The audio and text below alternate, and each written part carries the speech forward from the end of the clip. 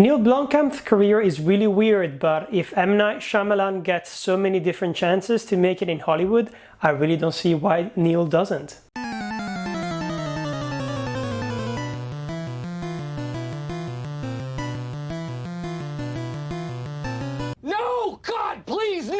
I'm actually not really surprised that I love Neill Blomkamp's work, because he actually started as a special effects artist working on shows like Stargate SG-1 and Smallville, which are two of my favorite shows ever, I think. Somebody save me, Tom Wellings or some Kristen Crook, please marry me. And of course we'll remember Neill from his success directing the film District 9, which was a great film, not only because of the script but also because of how financially successful it was and how simply good and complex it was for a directorial debut. And actually after release of the film, Neill Blomkamp was nominated as within the 100 most influential names of 2009, and Forbes magazine named him the 21st most powerful celebrity within South Africa.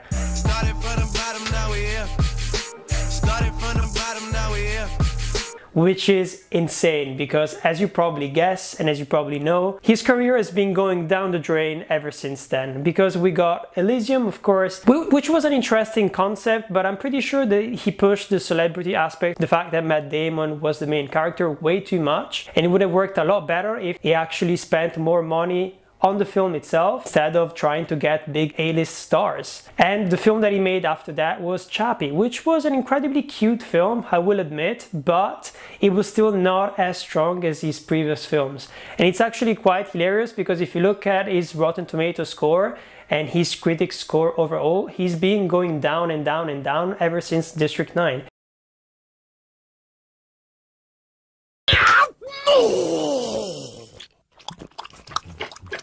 And he was a big name in Hollywood. So many different projects were attached to him. For example, in early 2015, Blomkamp posted a picture on his Instagram saying that he was working on a new Alien film. And he posted a lot of interesting and fascinating designs. He wanted to bring back Sigourney Weaver. It was supposed to be an actual sequel of the Alien franchise and not a reboot like what Ridley Scott did a couple of years earlier. Okay, I know this is amazing, but we are professionals, so let's be extra careful so that we can get all of the answers we have questions. I'm pressing every button I can find.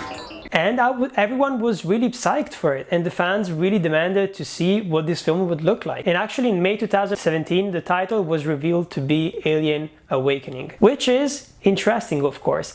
But then someone pulled the plug. We don't really know why, and of course Blomkamp hasn't really gone into details when it comes to the story. Recently he's given a new interview to The Guardian, coming back on that period of his life, and he basically said that his theory is that Ridley Scott watched Elysium, watched Chappie, and he wasn't really sure that this person would be able to make a good film within the Alien franchise. I also felt bad for Sigourney, because she was really into what I had brought forward. I felt like for audiences who loved Aliens, there was an opportunity to do one more film with Sigourney in a way that may have satiated what people were looking for and what I think I was looking for. What doesn't make sense is that I feel like it's what the audience wanted, so it's strange because Fox would never really turn down the money. After that moment, he actually never went back to that project, and he never actually tried to find out what exactly happened. And this is actually one of the first few things that happened within his career that really turned him off when it comes to working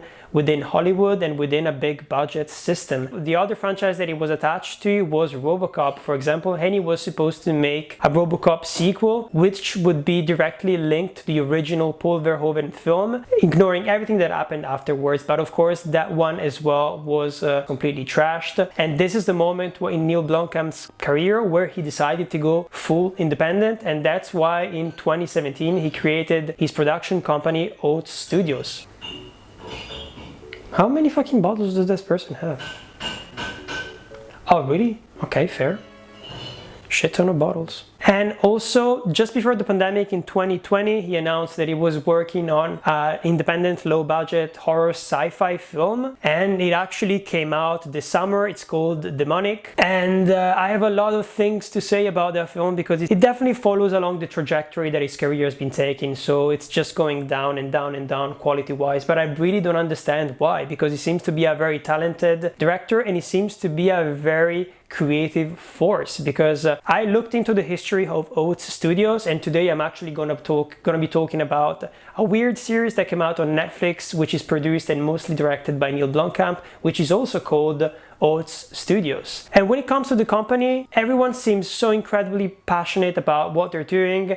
They really want to challenge the rules of big budget filmmaking, and they want to try to be more experimental. And I really appreciate that, of course. Just keep that in mind when I'm gonna be critiquing the volume 1 of this season that came out on Netflix, because I'm not specifically criticizing the work of these people, these special effects artists, but mostly the way that this content was provided to us, right?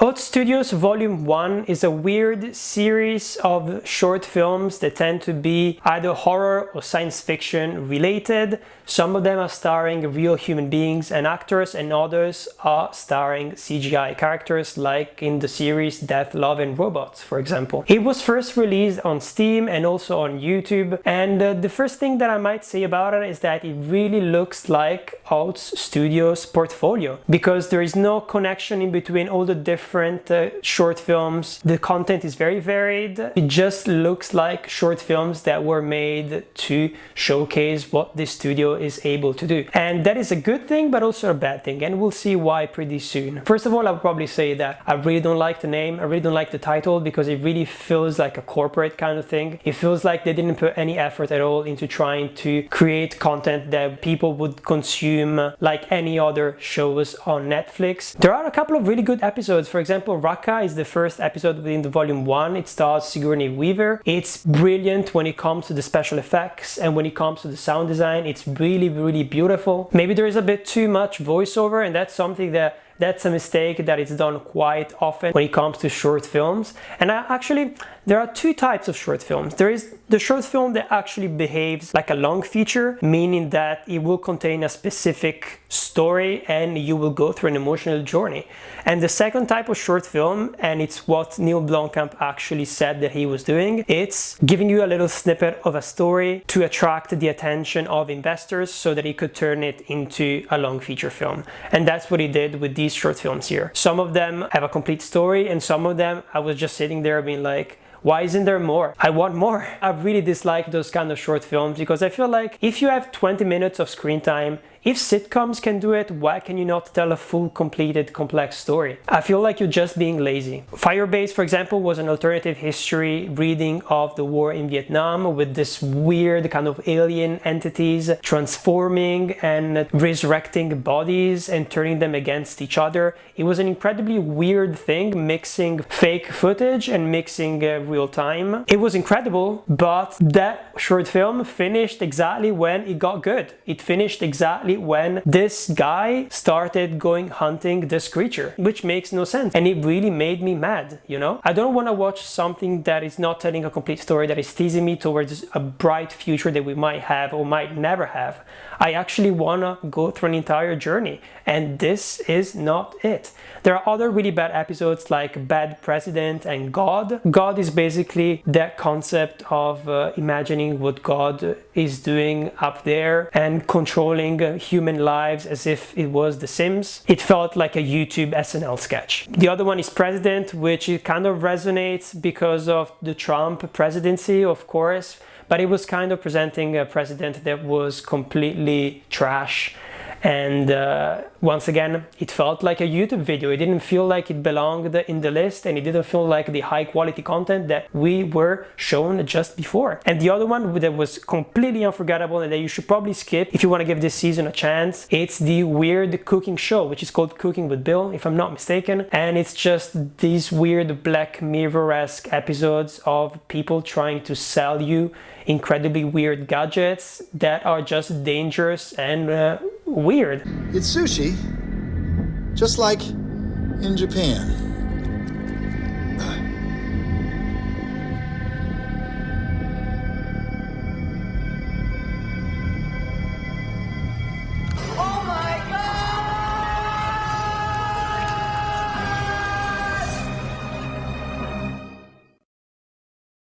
And I don't understand why they decided to put it within this season, because if you took those episodes out, which are actually incredibly short, so you definitely could have, you would have had a lot of really strong episodes that really reminded me of the good times that I had with Death, Love and Robots. Before I get to the only episode that I actually really enjoyed, I will talk about Adam, the Mirror, and Adam, the episode 3. Those two episodes are basically showcasing a weird dystopian futures where people are being moved from their human bodies to robot bodies, if I understood everything correctly, and they're being used as slaves. And there is actually a lot of weird religious things, things about the consortium, things about wiping people's memories and taking their identity. From a visual perspective, they were both really good episodes and I really liked them, but once again, it really felt like you were watching a tiny small scene within a big huge film, and it really annoyed me. It really annoyed me because it really felt like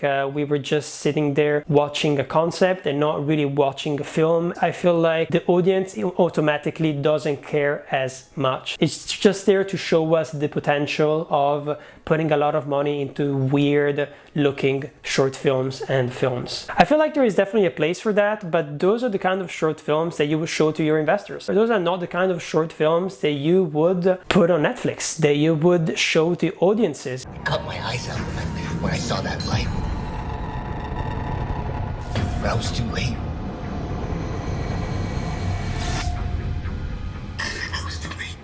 So the episode I was talking about before, which I really liked, is Zygote. And Zygote is basically taking place in this weird alien mining company. Everyone is being killed, everyone is being murdered, and we don't really know by what or what happened. And these two people are trying to escape. They're discussing, it's in medias res, a lot of high stakes immediately from the beginning of the episode, and I really like that. Then comes the monster, which is incredibly looking. Honestly, if you watch gameplays of Last of Us 2 and you remember the Rat King, keep that one in mind, because this one is way more scary and it's traumatizing. Like, honestly, it's incredible. But the thing that I liked about this story here is that it has an ending. This story has an ending and we feel that kind of relief, and we feel like we were told an actual story, and which was not only action-packed but was also emotionally packed with interesting characters. It was basically just ticking all the different boxes and it delivered on every single aspect.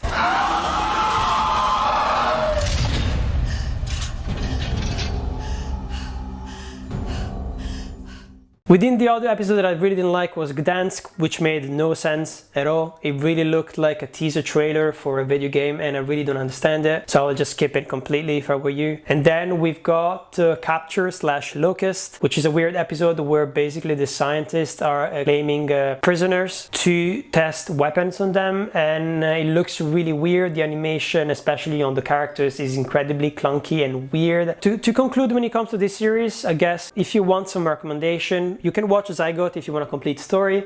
You can watch Raqqa if you want to see a good science fiction concept. You can watch Adam if you want to look at an interesting video game, basically. Then we've got Demonic, which is Neill Blomkamp's new film. Is it good? No, it's not. It's garbage. It's really garbage. I really had a bad time in front of it. The director managed to find some interesting experimental way of showing us a possession. They're showing a weird VR rendering of what is happening. Everything is shown in shimmery, pixelated images, courtesy of volumetric capture, which is a technology that uses multiple cameras to create 3D models of the actors. I mean, it's a cool thing.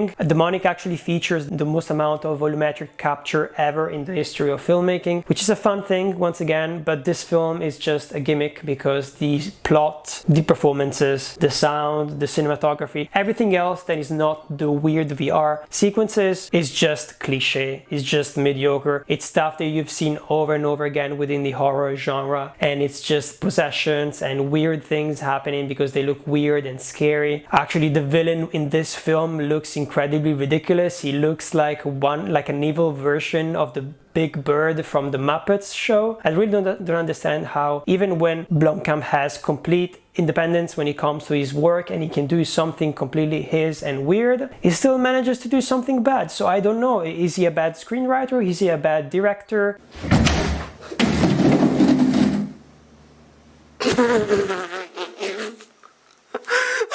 Oh my god!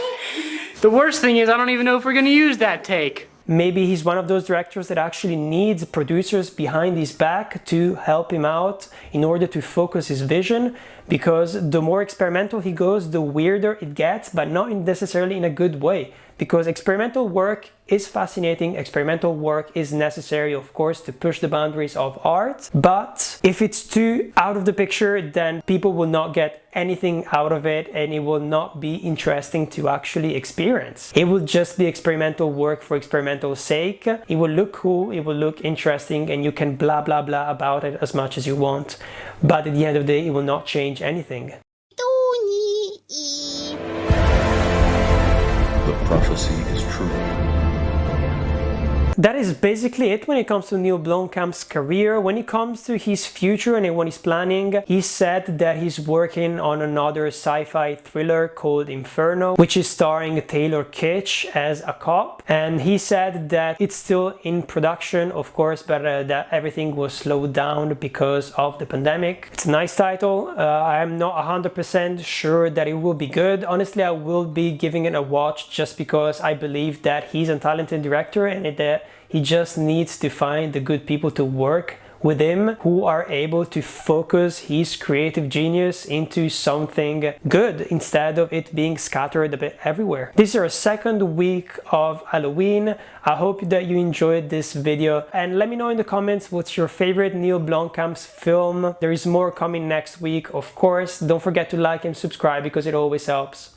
I'm Patrick, and this is Torn Apart. If you want to be cool, you have to act cool. Look at Daddy walks. Look how cool he is. You need to keep a gangster. You need to keep a gangster. Yeah, be cool. Don't laugh at being cool. No, it's cool.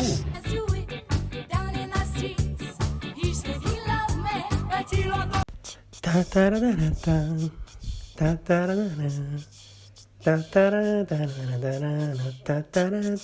da da da da.